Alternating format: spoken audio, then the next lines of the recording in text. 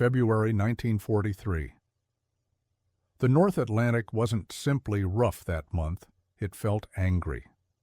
The ocean heaved against the steel hull of a lone transport ship as if trying to tear it apart, sending cold spray up over the rails and echoing through every metal surface like distant thunder. Inside the ship, far below the deck, where no sunlight reached, hundreds of captured German soldiers sat, packed together in the cargo hold, shoulder to shoulder, knee to knee, breathing the same stale, heavy air. Among them was Corporal Hans Müller, 24 years old, exhausted, hungry, and still trying to understand how he'd ended up alive when so many of his comrades had not. Just weeks before, he had been in North Africa, fighting in a landscape of burning sand and blinding sunlight. Now he sat in freezing darkness, bound at the wrists, listening to the groaning creak of a ship taking him thousands of miles away from anything familiar. The hold smelled of everything you would expect from hundreds of defeated men: sweat, sand, damp clothing, and the sour tang of fear. Every time the ship rolled, someone lost their balance and fell sideways into the next man. No one complained. Most barely spoke. Only the sound of chains clinking softly when they shifted positions broke the silence. Hans had been raised in a small Bavarian town where military service felt like destiny. His father had fought in the First World War and returned home with stories that were half warnings, half lessons. Hans had absorbed all of it. Then he had joined the army without hesitation, convinced he would serve with honor and, if necessary, die with it. But becoming a prisoner? That had never existed as an option in his mind. During training, the officers had made sure of that. They had told the new recruits that the Allies took no pity on Germans, that British forces hated them, that Americans were brutal, and Canadians were no different. Propaganda had filled in the rest. If captured, you will be beaten. If captured, you will be starved. If captured, you will be treated worse than an animal. Better to die in battle, better to take your own life than fall into their hands. Hans had believed every word. Everyone did. There was no reason not to. The state controlled all news, all radio broadcasts, even the stories shared in schools. There were posters everywhere showing Germany surrounded by enemies who wanted to destroy it. There were speeches saying democracy was weak, corrupt, decadent, and that only the German people had the discipline to survive a modern war. Those ideas felt absolute, certain, unshakable. But now, trapped in the belly of a foreign ship, those beliefs started to flicker with uncertainty. Not because of kindness, none had been shown yet, but because Hans was alive. The British soldiers who captured him hadn't executed anyone, they hadn't tortured anyone. They had marched the prisoners to waiting trucks, loaded them onto ships, and that was it. That alone felt confusing. He wasn't sure if the British were simply saving their cruelty for later. For days, the prisoners endured the cold and motion. Meals, if they could be called that, were passed down in metal containers, thin soup, pieces of hard bread. Not enough to satisfy anyone, but enough to keep them alive. Guards came down only to check head counts or escort men to the latrine area. No one spoke German, so everything was communicated through gestures or brief orders shouted in English. Hours became days. Daylight never reached the hold. Time lost all shape. Some men muttered worries under their breath. Others whispered prayers. Most simply sat with hollow eyes, waiting for whatever came next. Hans thought constantly of home, not just the warm kitchen of his parents' house or the church bells of his village, but of what life had become there. In 1943, Germany was starving. Real food had vanished from the markets years ago. Civilians survived on ration cards that promised far more than the country could actually provide. Hans remembered his mother writing to him about standing in line for hours for a loaf of bread, barely big enough to feed the family for a day.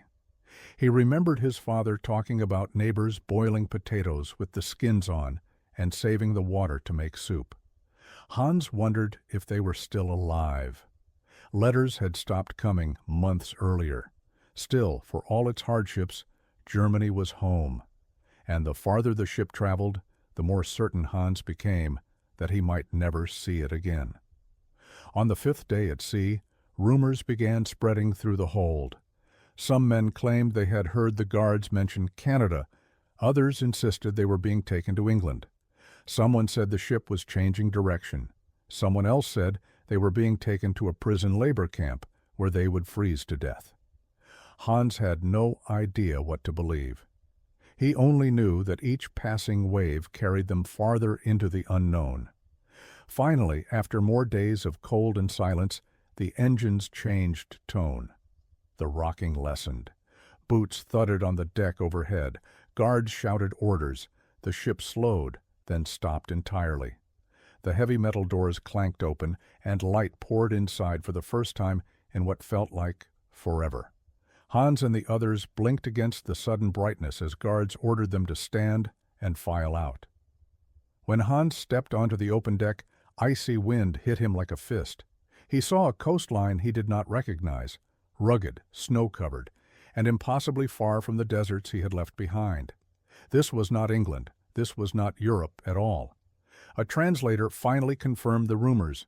They were in Canada. The land his officers had described as brutal, cold, unforgiving, a place where a captured German could expect nothing but suffering. Hans braced himself for the worst. He expected kicks, strikes, screams, everything he had been told. Instead, he was marched carefully, down the gangplank, counted, and directed into waiting trucks. The trucks had working heaters. The seats were padded. The guards did not hit anyone. They barely even raised their voices. The convoy began driving north deeper into a landscape thick with pine trees and blanketed in winter snow. It felt unreal. Hans could only stare out the frosted window as the miles rolled past, wondering what kind of place they were being taken to, and when the cruelty he had been promised would begin. After nearly 2 hours, the trucks turned down a long, isolated road. Ahead, beyond the clearing, stood a set of fenced buildings and watchtowers. Camp 30, Bowmanville, Ontario. And that was where everything Hans thought he understood about democracy, about the Allies, and about the war itself would begin to crack apart. The trucks rumbled down a snow-covered road lined with bare trees, their branches weighed down by winter. The cold outside was sharp enough to sting the skin, but inside the truck, the heater hummed with surprising strength, filling the compartment with warm air. It felt almost unreal to Hans, who had expected chains, darkness, and cruelty.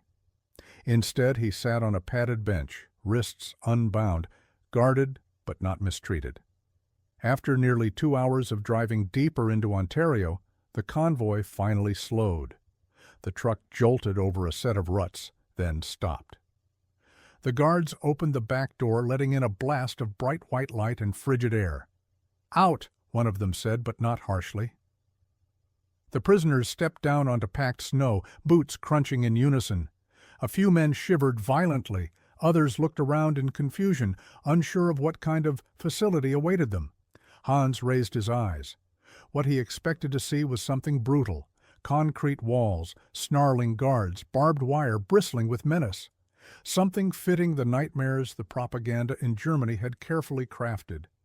What stood in front of him was nothing like that. Camp 30 looked almost like a small school campus.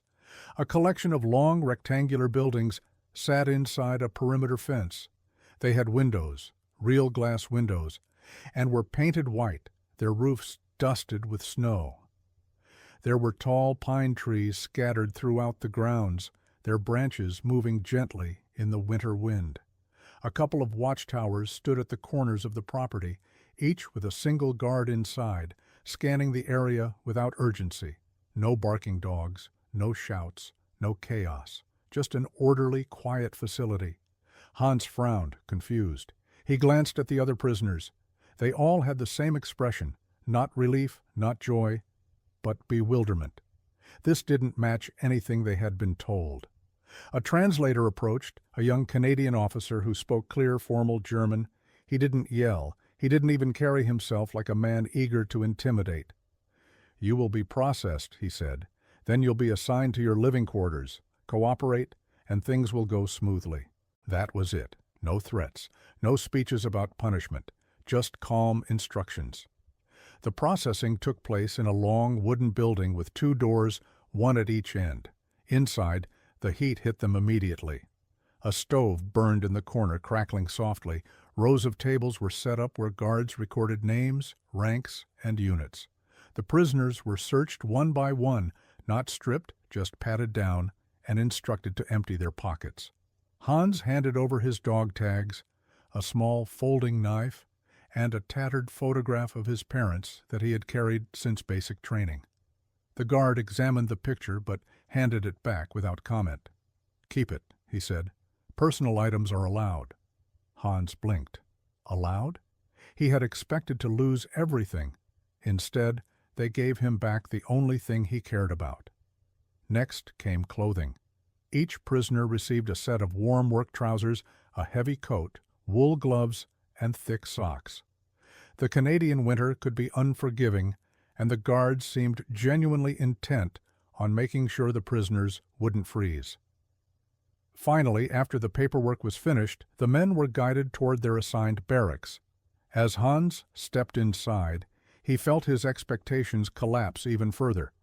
The barracks were clean, not luxurious, not comfortable in any homelike way, but undeniably humane. The room was heated by another iron stove. Along the walls stood wooden bunk beds with thick straw-filled mattresses. There were shelves for personal items, hooks for coats, and even small paneled windows that let in afternoon light. A few prisoners whispered among themselves, still expecting a trap. Some touched the mattresses, as if checking whether they were real. One man laughed nervously, the kind of laugh that happens when the world suddenly stops making sense. Hans sat on a lower bunk and tested the mattress. It was firm but warm, far better than the cold dirt or thin cots he had slept on during the North African campaign. He didn't know what to think. The guards outside the barracks were armed, of course. This was still a prison camp. The fence was tall enough that no one would mistake this for freedom. But the treatment was nothing like what the officers back in Germany had predicted. As the evening approached, the prisoners were told to gather in the dining hall. Hans followed the others inside. The smell hit him instantly, the unmistakable aroma of real food. Pots of stew simmered on long metal counters. There were trays stacked at the end of a line, and bread. Real bread.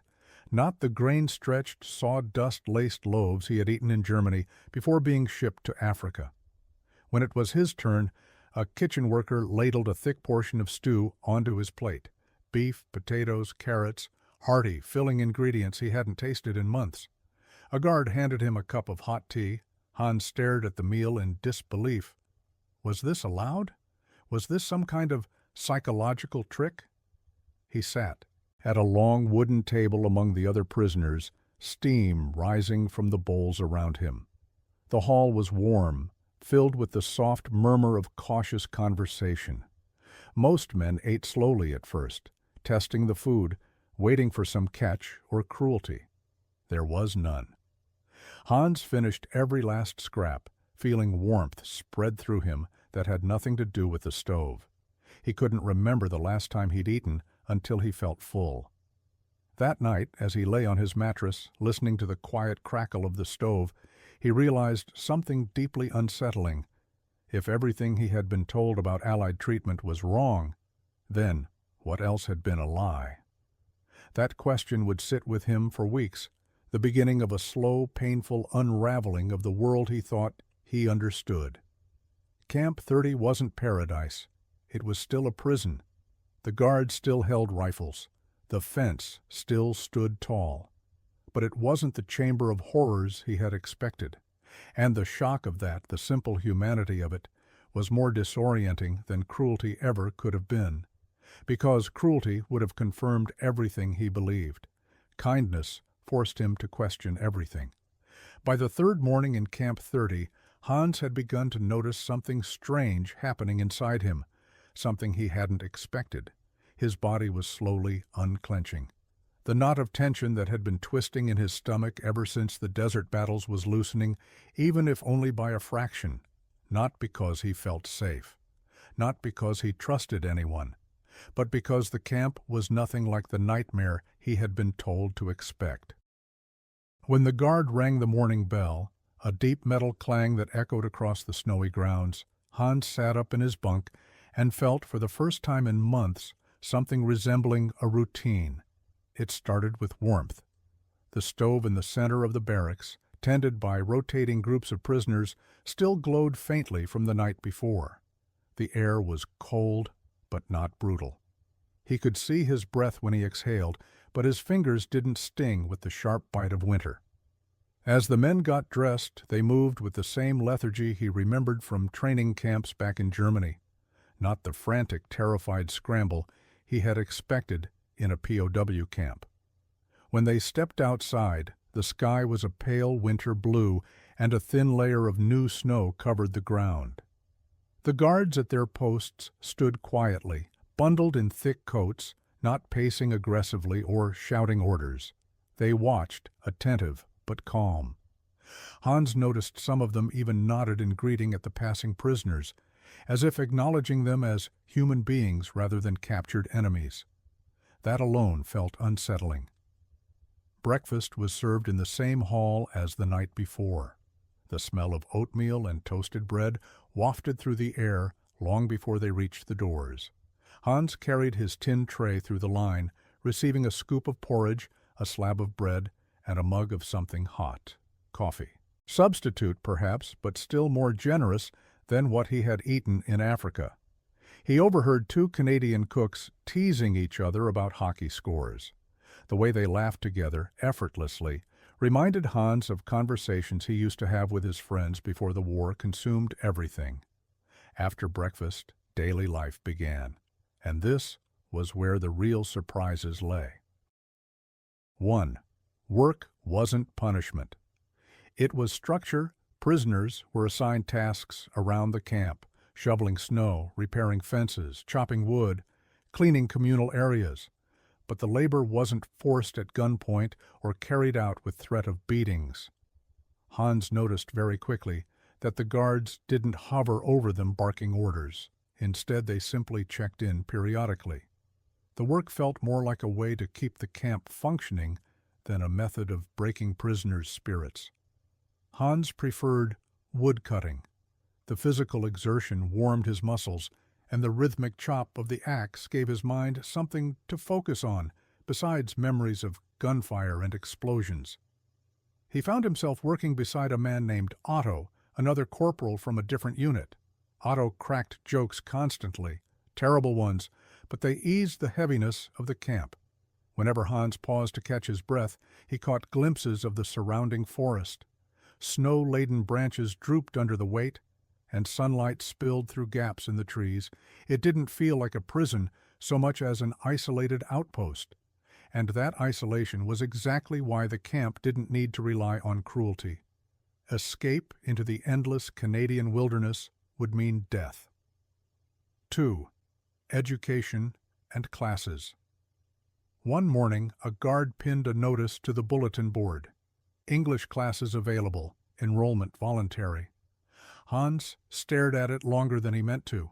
He wasn't sure what unsettled him more, the idea that prisoners could learn English, or the idea that their captors wanted them to. Back in Germany, foreign languages were taught only if they served the party's interests. Here, learning seemed almost casual, like an everyday part of life. In the following days, he noticed other classes: mathematics, carpentry, agriculture, basic mechanics, even music lessons. Some were run by Canadian staff. Others were taught by the prisoners themselves, many of whom had been teachers, musicians, engineers, or tradesmen before the war. Hans chose not to join at first. He still carried a stubborn sense of suspicion, a feeling that accepting such opportunities was somehow treasonous.